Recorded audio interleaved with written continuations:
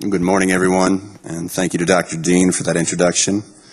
As he said, my name is Michael Ray, and I'm a 2017 graduate from Mike Murtaugh's lab. And while it is my pleasure to be here today to present this information, the Pijoan lectureship is not my honor, and this is not my talk. That honor and this talk belong to a man that I have the highest regard for, my former advisor, Dr. Mike Murtaugh.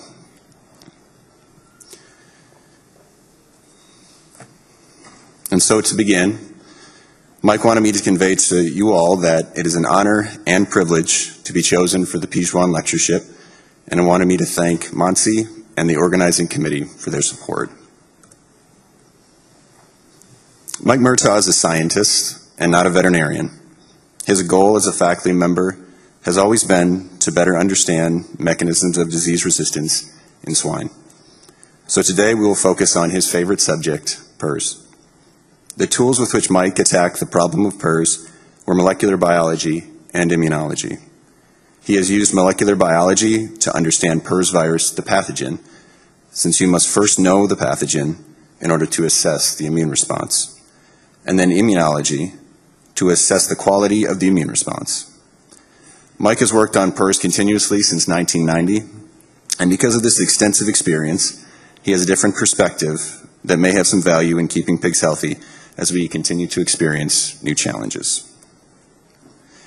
Today I'm going to talk about the use of molecular biology and immunological platforms for progress in swine health. But first, I'd like to use an analogy to explain what I mean by platform for progress. The Apple computer from the 1980s was the foundation for a whole series of devices, starting with the Mac, each one of which evolved into an ecosystem of its own. The progress from the Apple computer to where we are today is simply amazing. And it has turned into so much more than simply a set of devices. It has changed communication, education, entertainment, and economics. Generally, it has transformed how people behave and interact all over the world. Now let's look at PRRS. Here's a brief history provided by Monsi that summarizes well the highlights. It started with total confusion and ignorance and has been followed by significant advances. The point on genetic resistance has been slightly modified, as McDonald's has publicly stated that they will never buy genetically modified meat based solely on potential consumer concern and resistance. What will the future hold for genetically edited animals? Only time will tell. Today, we continue to see evolution of the virus as new virulent forms continue to emerge. But just as PRRS virus continues to evolve, so have the tools of molecular biology. Sequencing and PCR were invented in the 1980s and commercialized by the end of the decade. Together, they opened the door for precise descriptions of veterinary pathogens in ways never before possible. The first PRRS virus sequence was completed in 1990, and many of these isolates were submitted by veterinarians. Fortunately, sequencing was taken over by VDLs with good customer support, and ORF5 sequencing now is a standard part of PRRS diagnostics. Here we showed that RFLP typing system was not a reliable indicator of genetic relatedness. In this dendrogram, with maximum USA diversity around 2004, we see the same RFLP showing up in several genetically distinct groups. One point here is that RFLP patterns were a very good answer to a big question at the time. Is it a vaccine or field virus? But over time, it became clear that more specific descriptions provided by sequencing and genetic dendrograms were needed. And I think that the takeaway on this is you can see how we have, for example, this 142 virus. So they kind of clump together, but you also get these 122 as well as an untypable within there. And you also have 142 viruses down over here within the dendrogram. So genetic relatedness is not always predicted by your RFLPs. Some of what sequencing can teach is shown here. In a system dendrogram, also containing anchor reference strains for orientation. This production system suffered a major 174 outbreak starting in 2014. It is notable that the virus was not rapidly evolving, with about half of the sequences not changing at all.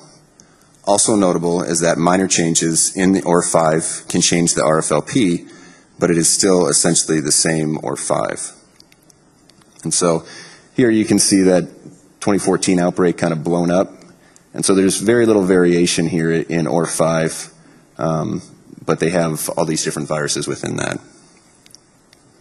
Also note that 2 years the system suffered a 144 outbreak, which is indicated in the upper right corner of the screen. This was a terrible virus when it emerged in 2010. It too showed minimal genetic change. The biosecurity procedures, which effectively controlled 144, were largely ineffective in controlling spread of the 174 virus in 2014, demonstrating how virulent this virus truly was. Mike's lab played a small but significant role in PCR diagnostics and VDLs by pushing for validated standards. Behringer Ingelheim generously prepared large stocks of virus and tested the potency of dilutions, and then shipped them out each month to cooperating labs, who sent back results for sharing with others. One example for PRRS and PCV2 showed the need for benchmarking. One consequence is that today, VDLs use highly validated test procedures, often with commercial, quality-controlled kits. It is a huge change from 2000, 10 years into PRRS. And so you can see the kind of the disparity here among the different labs. I don't know if my pointer's showing up at all. But for example, you have a group here from Laboratory 4 where you've got some calling it negative, others calling it positive, and for you guys, obviously, that makes a big difference.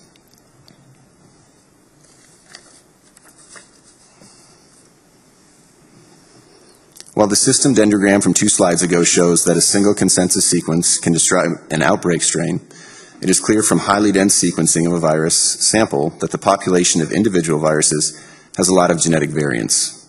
Here, we took a molecular clone of PRRS virus, and a molecular clone is, by definition, an identical of individuals. But here we show that the very first time you grow a clone, or P1 in this example, the population shows lots of variance at almost any position you look at across the genome.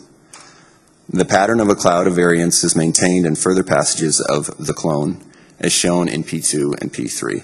And so I think we're lacking a y-axis here, and so what he's trying to show is percent sequence variation at each individual base of this virus. And so, again, a clone should be just one after another, the exact genetic virus. But you can see as we go through just passage 1, you've got 20% of the viruses that came out of that passage have a single nucleotide polymorphism within that one base, and that's indicated here. And as we continue to pass the virus, that only increases. And so by the time you've passed this clone 3 times, basically almost 50% of the viruses that are coming out of that passage have a change in that base within this ORF1 region.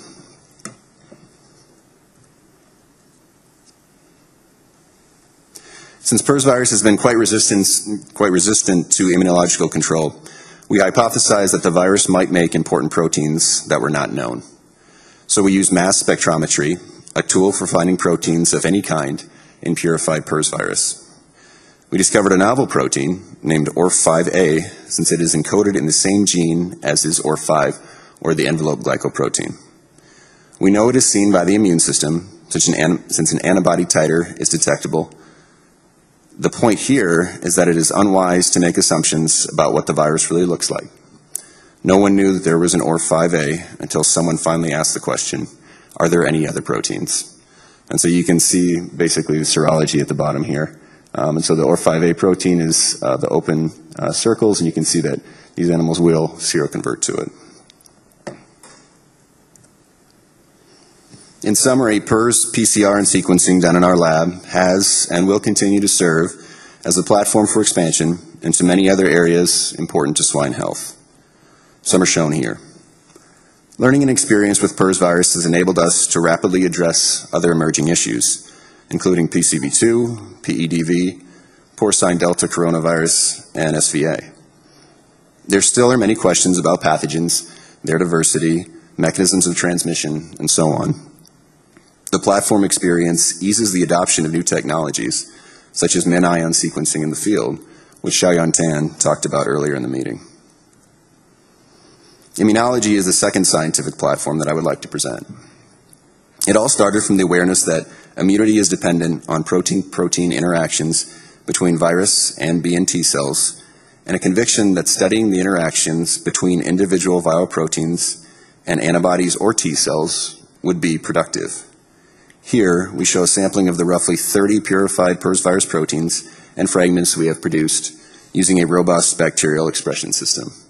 And so what Mike's showing here is basically, this is an STS page gel, and so you're looking at purified proteins, which are run out, and basically showing the size of these different proteins here. And this is important for the development of ELISAs or other immunological tools. Our extensive experience in viral protein expression has enabled us to respond rapidly to emerging pathogens, to quickly make and validate ELISAs to assist the swine industry. Here are some examples from PCV1 to PCV2, SVA, and PEDV. Besides producing the proteins, there were critical unanswered questions about what real viral proteins look like compared to amino acid sequences predicted from sequencing.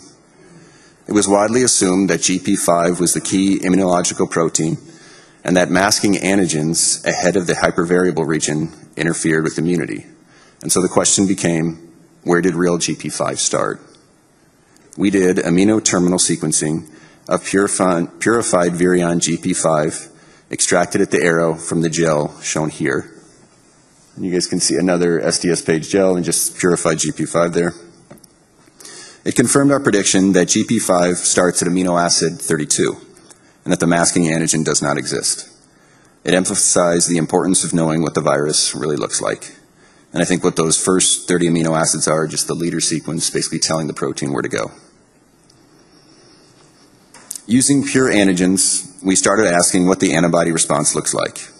Here we show that some antigens, such as NSP2 and nucleocapsid, produce normal IgM and IgG responses, except that antibodies to nucleocapsid decline unusually quickly. This explained the field observation that immune cells could go seronegative. We note, too, that immune responses to GP5 fragments were different and not typical. And so as you guys can see here, this is our IgM response on the left side, IgG on the right, and nucleocapsid declines, the seropositivity declines rather quickly as compared to NSP2. And for our GP5 regions, for example, the 3' region of that protein, you don't get a great IgG response as compared to the GP5, 5' region. Using our antigen cell ELISpot assays, which is essentially an ELISA, but just being able to detect individual cells making antibodies against individual antigens, we showed here that active antibody-secreting cells are present to major viral antigens, including GP5. Second, the sternal lymph node is a major site of PRRS virus-specific antibody production, followed by the spleen. Third, peripheral blood mononuclear cells, or PBMCs, the standard window through which immunity is measured in humans, are perhaps not a sensitive window in pigs. And I think some of the takeaways here is, one, our y-axes are a little bit different, and so you can notice the difference in magnitude between the three different antigens. And so while the kinetics are essentially the same, right, you get this nice peak and then it contracts, there's a difference in magnitude. And so you get a better response to NSP2 as compared to nucleocapsid or GP5. And if you think about the previous slide with the serology data, that makes sense. Here we're looking at the memory response, which is the key for immune surveillance and a rapid response to challenge. There is a strong and durable presence of PRRS virus-specific memory B cells to a variety of proteins. These cells are abundant in tonsil, sternal lymph node, and spleen. This study showed that they are rare in blood. Because memory cells are crucial for a good vaccine, we need to monitor them, which can be done in living pigs only by looking within the blood. The challenge is how to detect them there. And so again, memory cells are important for that anamnestic response or your booster vaccines, right? So they quickly raise your antibody titers. And so again, in this study, Mike's tracking the NSP2, the nucleocapsid, and the GP5 memory B cells.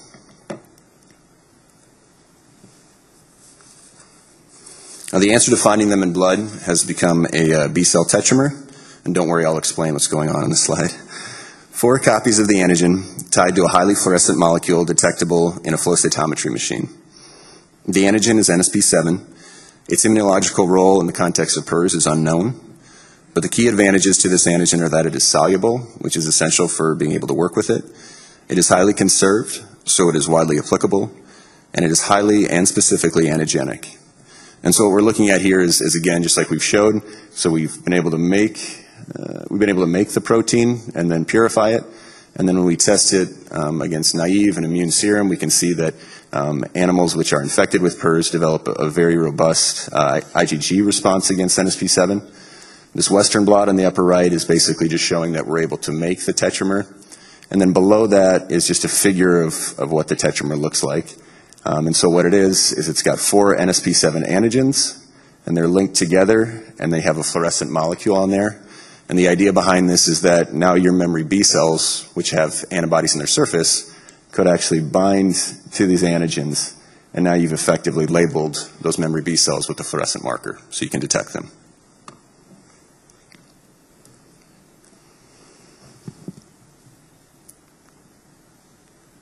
In addition, we can now locate our NSP7 specific memory B cells in PBMCs and tracheobronchial lymph node.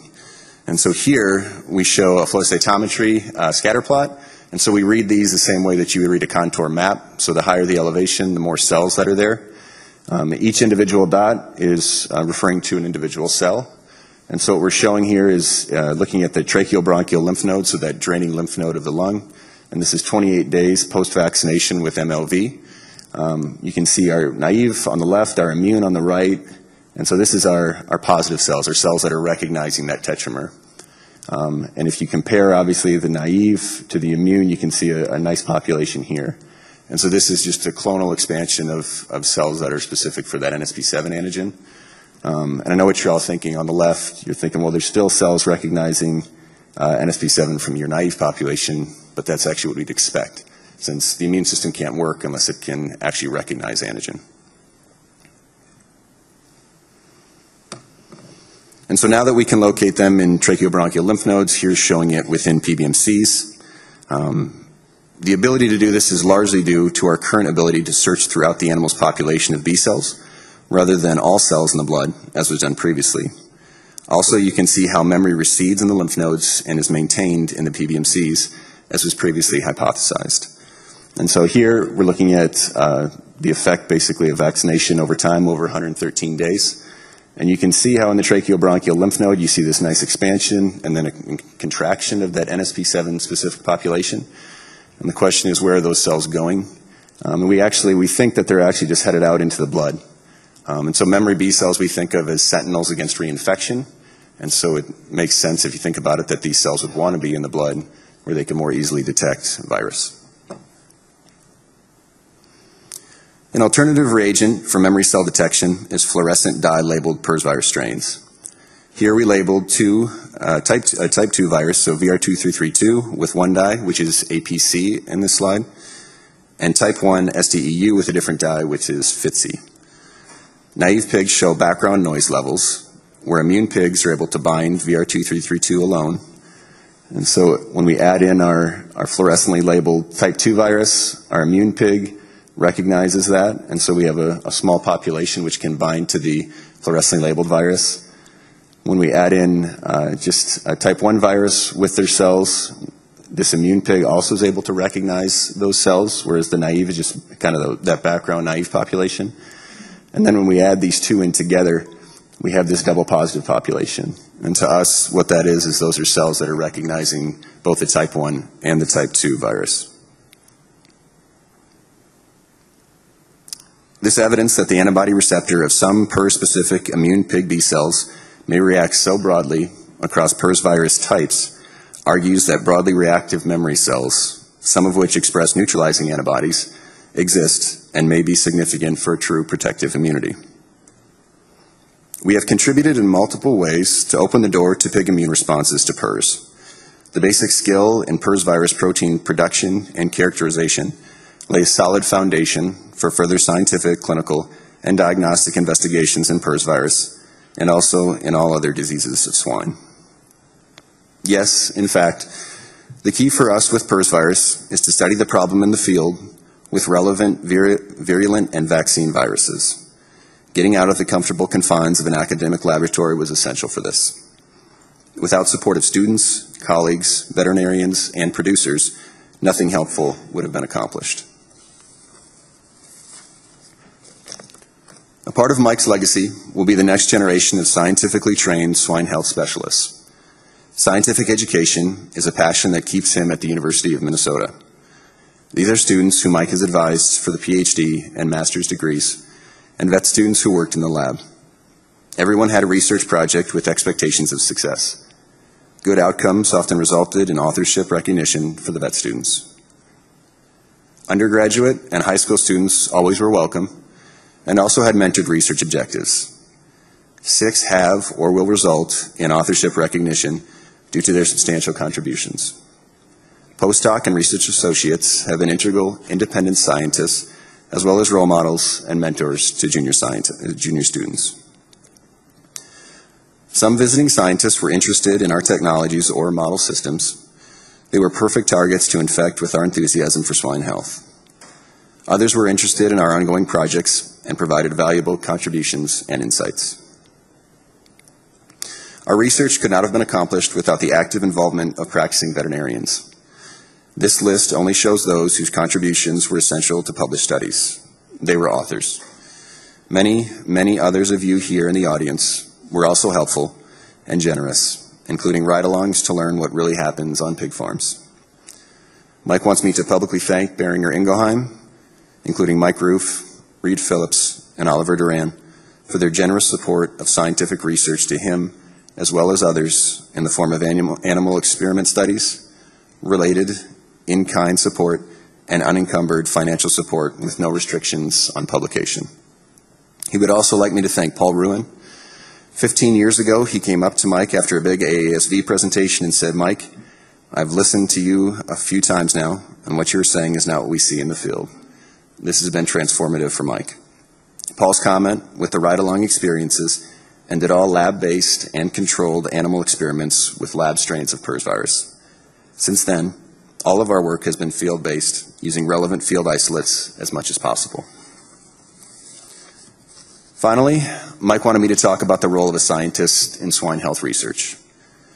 The reason we could build platforms that supported the breadth of our PRRS program and expand to fill other needs is that we had a pretty good idea of what was going on in biomedical and biological science. Every single advance came from areas and institutions far from veterinary medicine. To take advantage of these discoveries, we had to read their literature and attend their conferences. Pictured here on the table in Mike's office are the magazines that he currently gets in the old-fashioned mail. 2/3 are scientific, 1/3 are swine-related. One is a UMN alumni publication that highlights emerging, impactful research here at home. Awareness of new technologies unconnected to veterinary medicine has powered all of our technological advances in PRRS virus research over the years. We might have moved faster by finding collaborators, but by learning the methods ourselves, we could and did teach them to subsequent waves of students, the next generation. In conclusion, Mike believes that his scientific background, without any awareness of veterinary medicine, was essential to his continuing success. Furthermore, he believes that the scientist is critical to a successful, innovative research program that can also instill high-quality innovativeness and creativity in students and staff, and communicate program goals and possibilities to stakeholders. Mike's request to you is to embrace the message. Thank you, and God bless.